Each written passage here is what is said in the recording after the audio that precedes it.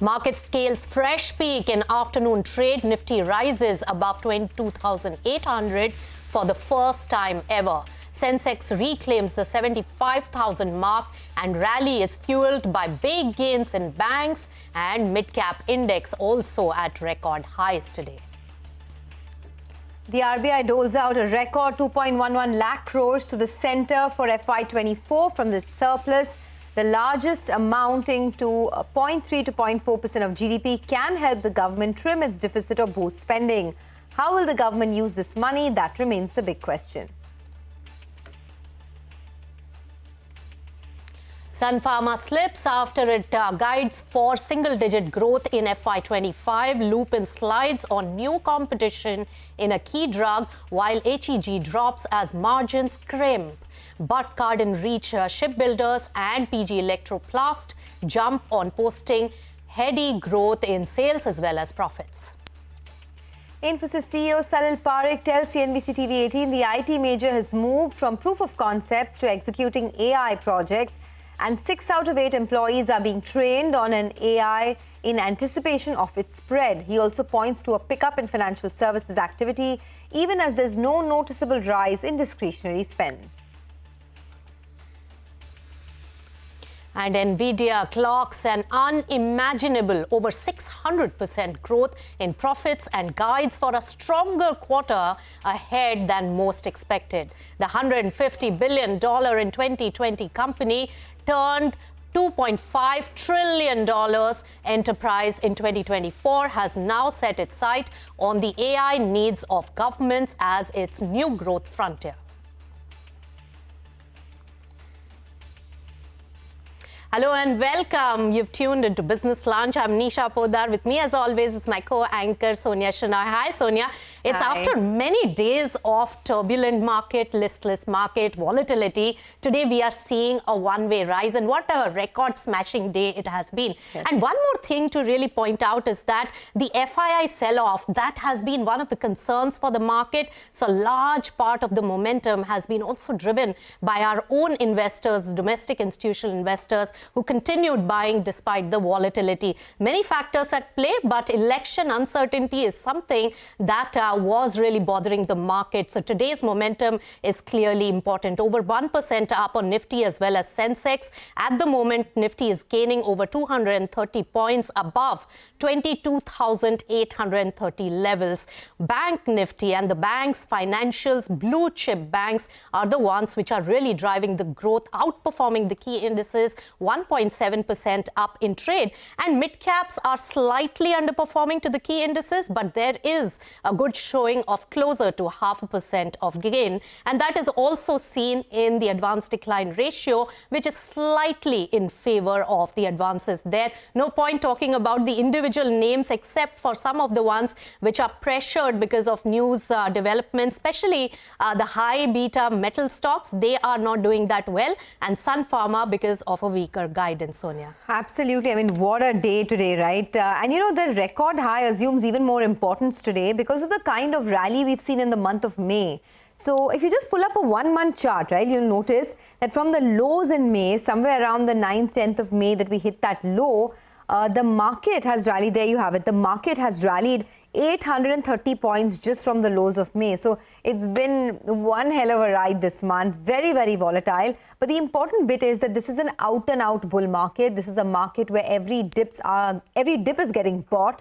Most global and local investors are bullish on India. Give and take, of course, a lot of the election volatility, but most experts are also waiting for the event to move out of the way before the next leg of an up move. So very, very good day for the market so far. And of course, the RBI dividend was the cherry on the cake today. So that was the big positive as well. But let's talk about that. The RBI has announced a record annual dividend of 2.11 lakh crores for the government. This is a bonanza for the government, which had budgeted just over 1 lakh crores, and the payout is double of that amount. This dividend is nearly 3 times higher than the 87,000 crore rupee payout in FY23. In a conversation with CNBC-TV18, Finance Secretary TV Somanathan comments that the RBI's dividend will prove to be beneficial for the government and will pragmatically take future steps with regards to the fiscal policy. Listen in. Cash is a short-term thing. The revenue is important. Cash will fluctuate based on expectation. Cash is not something which can be managed, or I can't tell you how cash will be managed. But I can tell you that this dividend is good for the revenue of the government. It's good for the fiscal position of the government. It's always good. All revenue is welcome. All right, record dividend by the Reserve Bank of India, one of the key factors today.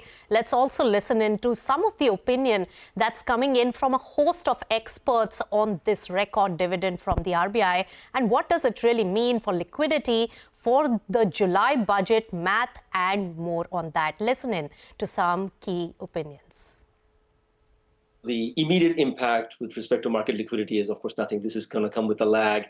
And the amount that is done, I mean, look, you can think of the budget both in terms of cash accounting as well as accrual accounting.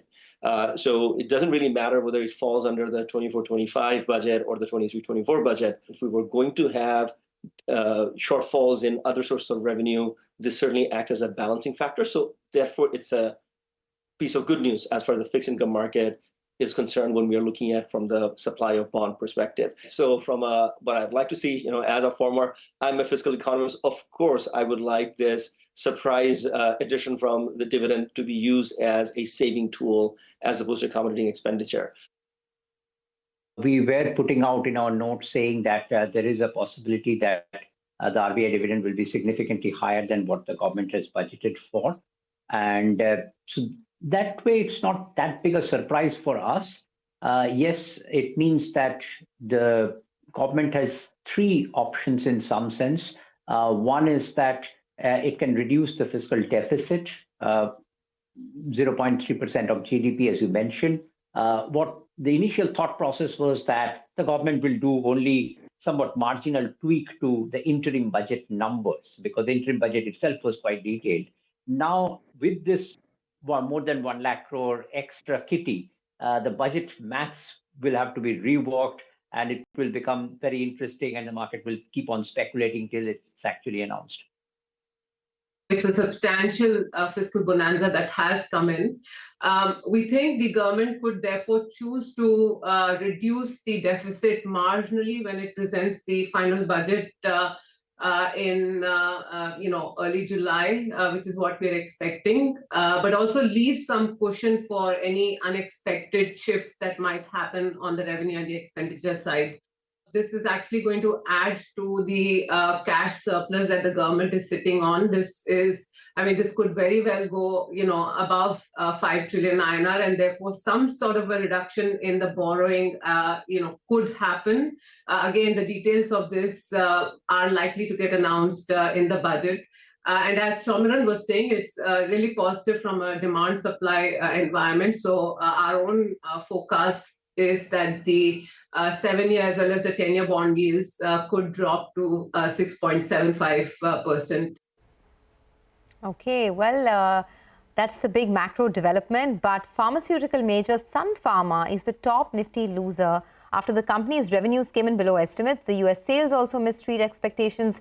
However, the margins came in better than expected. The group CFO, CS Muralidharan, spoke to CNBC-TV18 about the company's guidance for FY25 and the steady increase in R&D spends. Let's listen in to excerpts of that conversation.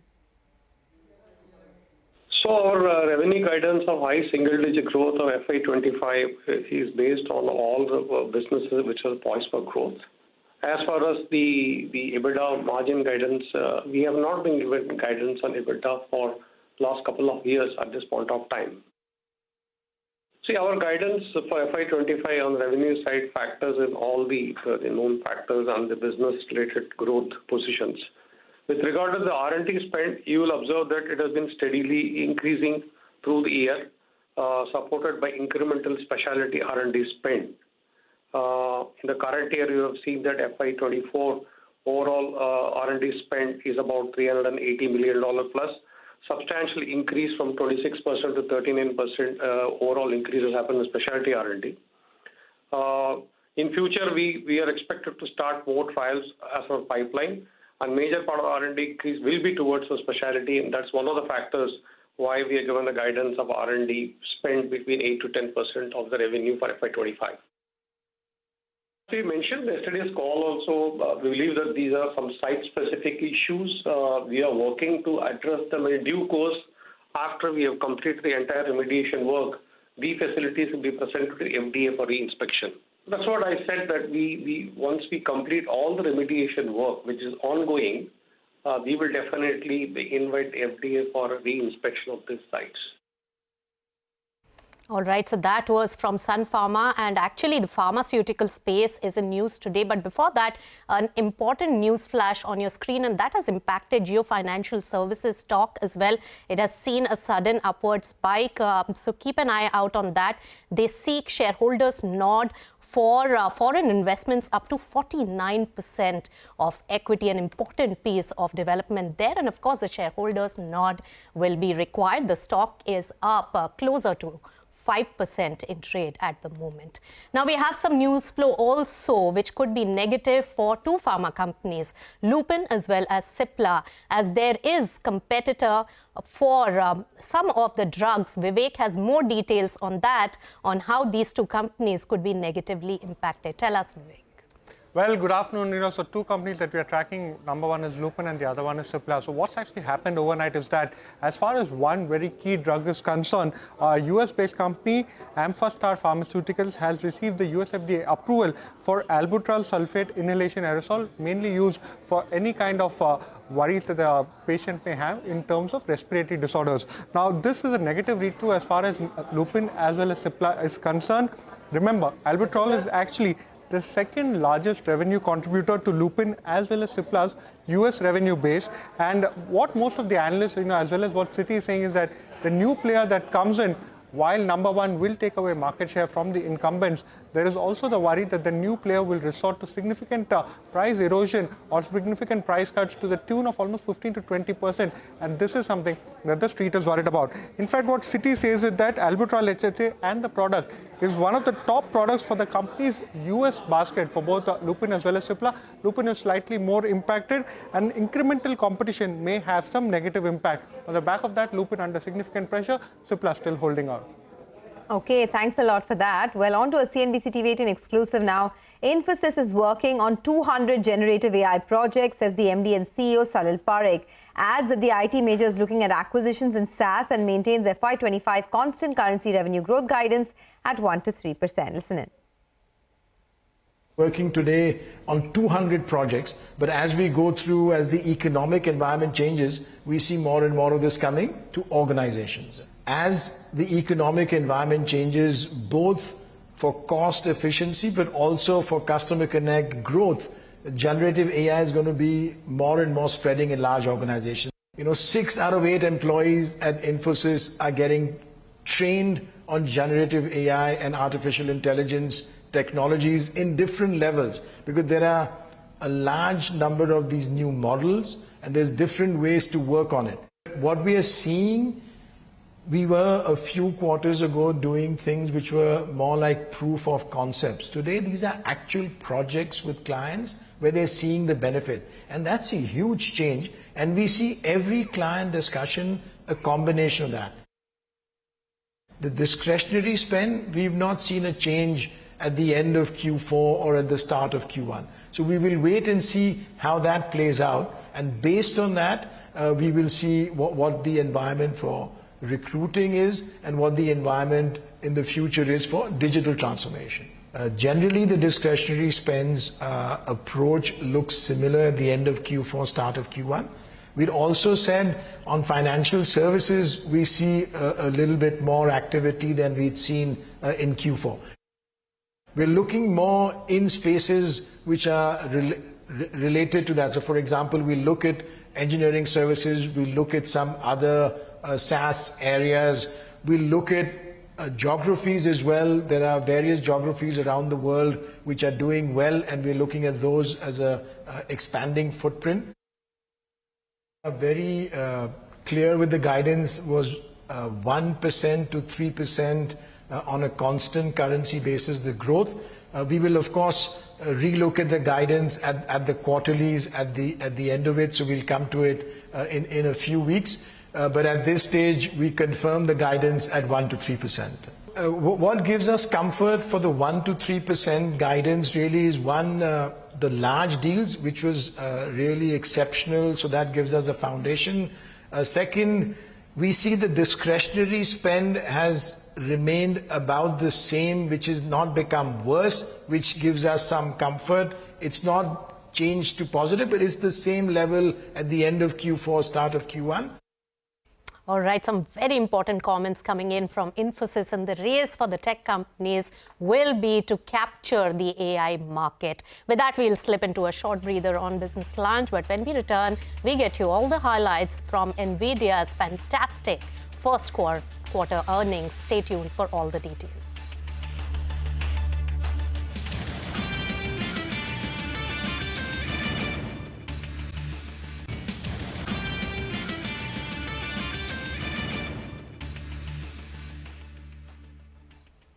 Welcome back. Still a very, very good looking screen. Just look at that, 213 points higher. There's no stopping this rally right now. And the best part is it's across the board. The banks are participating. The bank Nifty, in fact, is up 700 points as we speak. And the Sensex is just, kissing distance away from that record high. But to some important opinion now, JP Morgan Chase CEO Jamie Dimon sees huge opportunities in markets like India, Japan and Singapore, and adds that he continues to remain cautious about the Fed, the impact on equities and more. He spoke to CNBC on the sidelines of the JP Morgan Global China Summit. Listen in. So 40% of our Asia business is China and Hong Kong. That means 60% is not. Huge opportunities in India, huge opportunities in Japan, Singapore, Southeast Asia, et cetera. We've been in most of those countries for 75, 100, 125 years. We've been in Asia for 150 years. So, to me, the way, and each country is different. So I really don't like talking about Asia as one. They have different laws, different customs, requirements, different trade, different needs. So we just keep on investing in each one. But those opportunities are going to be big for a very long time period. And Asia will be growing faster than the rest of the world. So, that is still true. It was true before. It's still true today. When we look at risk and rates, we don't always look at guessing what the future is, kind of look at the range of outcomes. Do I think that rates can go up a little bit? Yes, I do. And if they do, is the world prepared for it? Not really. Okay, so I think, could inflation be stickier than people think? I think the odds are higher than other people think, mostly because the huge amount of fiscal and monetary stimulus is still in the system. And it's still maybe driving some of this liquidity you see, markets going up, prices of certain assets, stuff like that. So I'm just in the cautious side. Now, again, I'm usually cautious, so maybe that's my normal state of affairs, but put me in the cautious side in this one. The world said it was going to stay at 2% all that time. Then they said it was going to go to 6%. Then they said it's going to go to 4%. It's been 100% wrong almost every single time. Why do you think this time it's right? So I look at the range of outcomes. And again, the worst outcome for all of us is what I call stagflation. Higher rates, a recession, that means corporate profits will go down. And we'll get through all of that. I mean, the world will survive that, but I just think the odds are a little bit higher than other people think.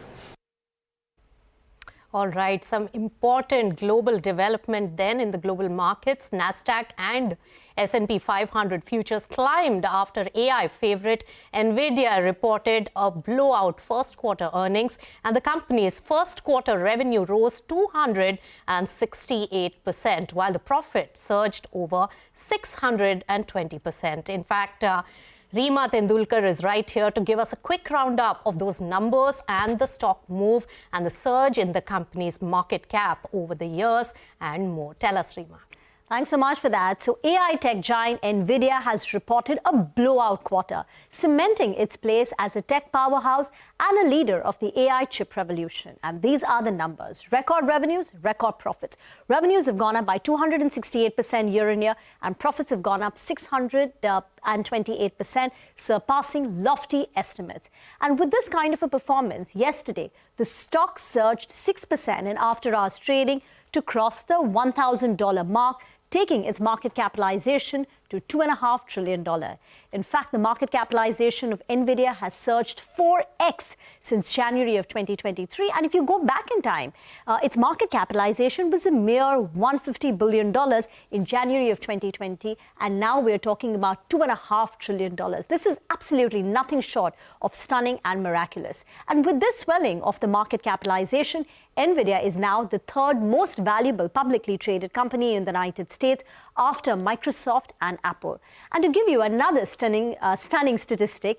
Nvidia's market capitalization, if you consider the after-hour close rise, the market cap of $2.5 trillion, it's more than that of Tesla and Amazon combined. You know what's driving it up are real hard numbers. First, on this quarter's performance, right? Revenues up 18% quarter on quarter. Profits are up close to about 260%. Its 3-year revenue compounded annual growth rate. The revenue 3-year revenue CAGR has accelerated to 66%. Its gross margins are 78%. Its operating margins are 65%. And look at the way the EPS of this company has exploded.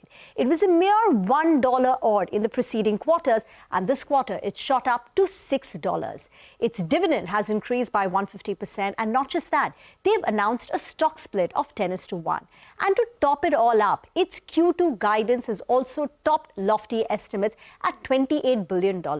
So it's no wonder, it doesn't come as a surprise that 90% of the analysts who track Nvidia have a buy call on it, and the highest target price is at $1,350 by HSBC. And here's something interesting which came out of the earnings call yesterday. The companies told the analysts about a new area that's rapidly growing, sovereign AI, which basically means that many nations around the world are building up their own domestic computing capacity as data privacy concerns come into focus, and this is driving increasing demand for Nvidia's products.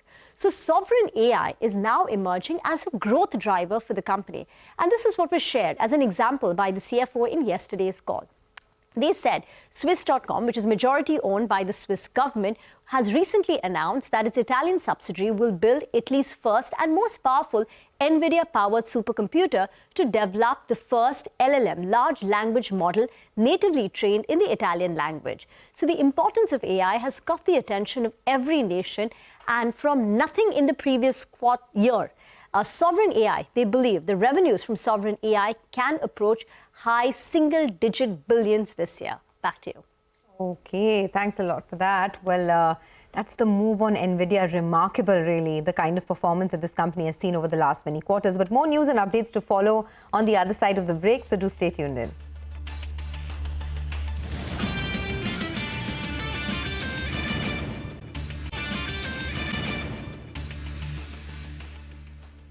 Welcome back. You're watching Business Lunch. A quick look at the market. What a record-breaking day it has been, and the momentum really carries on. Nifty 50 at this point, 22,855 odd levels, over 1% comfortably and rising high. Two of the big heavyweights are continuing their momentum and contribution to Nifty 50, Reliance Industries as well as HDFC Bank. Those two heavyweights are at their peak at the peak of their trading day today. So keep an eye out on that, and Bank Nifty also doing very well. So Sonia, it's a good day of trade today. And absolutely. I mean, there's no questions about that, right? 75,000 on the Sensex for the first time ever.